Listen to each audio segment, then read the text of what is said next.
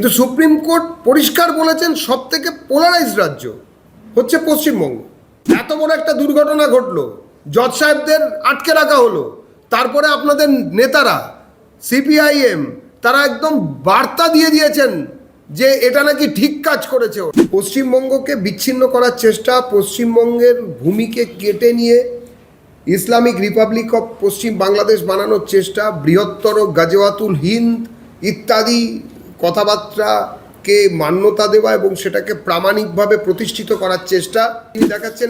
এর পরিচয় কি?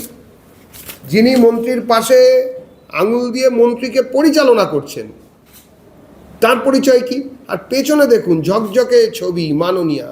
বাংলাদেশ থেকে আসা অনুপ্রবেশকারী মুসলমান বাঙালিদের প্রাধান্য পশ্চিমবঙ্গে মেনে নেবে না। তো সুপ্রিম কোর্ট বলেছেন, কথায় কথায় যারা অন্য রাজ্যদের দেখান, মণিপুর দেখান, অন্য সব জায়গায় দেখান, কিন্তু সুপ্রিম কোর্ট পরিষ্কার বলেছেন সবথেকে পোলারাইজড রাজ্য হচ্ছে পশ্চিমবঙ্গ, সবথেকে ধর্মীয়ভাবে মেরুকৃত রাজ্য। এর থেকে লজ্জার আর কি আছে? যারা কিনা এখানে ধর্মনিরপেক্ষতার এতদিন দোকান চালাতেন তারা কেউ বলেছেন নাকি? একটা কোনো মিটিং মিছিল দেখেছেন যে যেটা করেছে অন্যায় করেছে? অবশ্য তারা আবার বড় বড় কথা। এখন তো যারা বামপন্থী বিচারধারার সঙ্গে যুক্ত আছেন, সম্পৃক্ত আছেন, তাদের কাছেও আমাদের প্রশ্ন থাকবে যে আপনাদের নেতারা ভেবেছেন কি? এত বড় একটা দুর্ঘটনা ঘটলো, জজ সাহেবদের আটকে রাখা হলো, তারপরে আপনাদের নেতারা সিপিআইএম তারা একদম বার্তা দিয়ে দিয়েছেন যে এটা নাকি ঠিক কাজ করেছে ওরা। এরপরে লজ্জা রাখবে কোথায়? এইবারে যারা পুরনো বামপন্থী, যারা এত কিছুর পরেও বিচারধারার প্রতি শ্রদ্ধাবনত ছিলেন, তারাও ভাবতে শুরু করেছেন। অনেক দিন ধরেই ভাবছেন, এবারে বেশি করে ভাববে।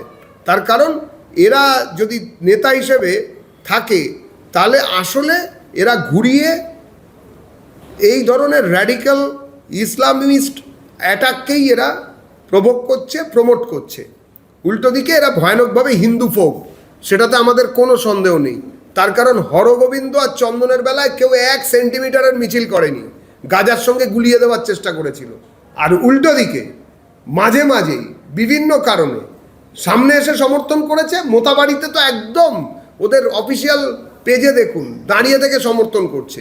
এই জায়গা বন্ধ করা উচিত। এটা কোনো বিচ্ছিন্ন ঘটনা নয়, এটা একটা বৃহত্তর ষড়যন্ত্রের অঙ্গ।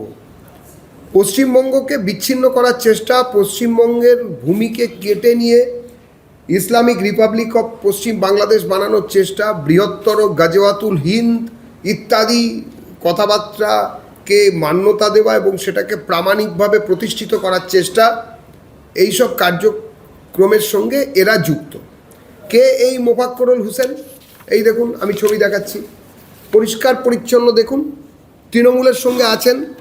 এনার যিনি কাকা সম্পর্কে হন তিনি হচ্ছেন জগৎবল্লভপুরের 16 থেকে 21 অবধি, 2016 থেকে 2021 জগৎবল্লভপুরের বিধায়ক ছিলেন জনাব আব্দুল গনি, হাইকোর্টের মহামান্য প্রাক্তন বিচারপতি। সেই সময় এই ভদ্রলোক, এই যে গোল করা আছে, তৃণমূলের মঞ্চে বসতেন, এখনও বসেন।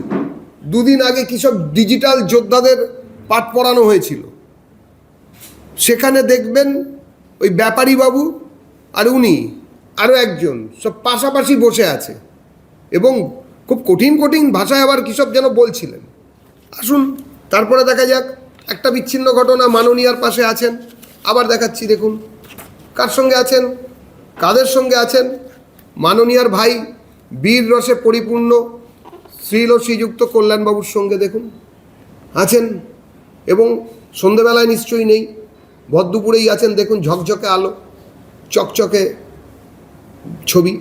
হ্যাঁ, তো তারপরে দেখুন আবার একজন, ওই যে যাদের সব কথা বলছিলাম, কার সঙ্গে আছেন? জগৎবল্লভপুরের পাশেই হচ্ছে বিধানসভার নাম জাঙ্গিপাড়া, বিধায়ক, মন্ত্রী এখন পরিবহন। অবশ্য ন্যাশনাল হাইওয়ে 12 তো বন্ধ ছিল, পরিবহনই হচ্ছিল না। এই যে মন্ত্রীর সঙ্গে কিসব যেন শিখিয়েও দিচ্ছেন, দেখুন দেখুন, এই যে আঙুল দিয়ে দেখাচ্ছেন ওনারা, পাশে দাঁড়িয়ে আছেন হাসি হাসি মুখে, এইদিকে আঙুল দিয়ে দেখাচ্ছেন পরিবহন মন্ত্রীকে। কি দেখাচ্ছেন আমরা তো বলতে পারবো না, কিভাবে বিচ্ছিন্ন করে দেবেন ন্যাশনাল হাইওয়েকে, সেসব পাঠ পড়াচ্ছেন কিনা মানুষ জিজ্ঞেস করছে। আমরা বলছি না, আমরা কেন এসব কথা বলতে যাব? আমরা মনে করি সংবিধানের শপথ নিয়ে যারা বিধায়ক হয়েছেন, বিধানসভায় গেছেন, তারা ভারতের সংবিধানের শপথ নিয়েছেন, শরিয়তের শপথ নিয়ে ঢোকেননি। আর যেসব মন্ত্রীরা হয়েছেন, মন্ত্রী হয়েছেন, তাদেরও কিছু গোপনীয়তার শপথ টপথ থাকে। এইরমভাবে যদি আঙুল দিয়ে পরিচালিত হন, আঙুল নেড়ে যিনি দেখাচ্ছেন, এর পরিচয় কি? যিনি মন্ত্রীর পাশে আঙুল দিয়ে মন্ত্রীকে পরিচালনা করছেন, তার পরিচয় কি?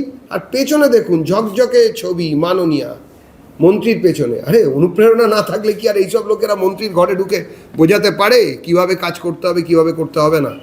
আমরা তো এগুলোই দেখাতে চাই, আমরা মানুষকে দেখাচ্ছি।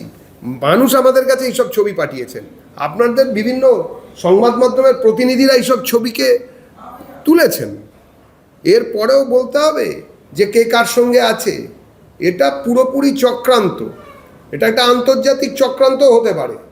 সুপ্রিম কোর্ট সেটা বুঝেছেন বলে আগে যেরকম সূক্ষ্মাতি সূক্ষ্ম সংবিধান নিয়ে আলোচনা করতেন, কিন্তু গত কয়েকদিন আগে যখন জজ সাহেব, মাননীয় জজ সাহেবদের সঙ্গে এই দুর্ঘটনা ঘটেছে, রাষ্ট্রবিরোধী চক্রান্তের যে থাবা, সেটা যখন মাননীয় জজ সাহেবদের ওপরে এসে পৌঁছেছে, তখন সুপ্রিম কোর্ট ঠিক বুঝেছেন। ওনারা তো বলেছেন, আপনারা কি ভাবছেন আমরা কি কিছু জানি না? জানেন, সেই জন্যই ব্যবস্থা নিয়েছেন। এবারে মানুষ আরও জানবেন। কিন্তু বাঙালি বাঁচার জন্য ওই বাংলাদেশ থেকে আসা অনুপ্রবেশকারী মুসলমান বাঙালিদের প্রাধান্য পশ্চিমবঙ্গে মেনে নেবে না।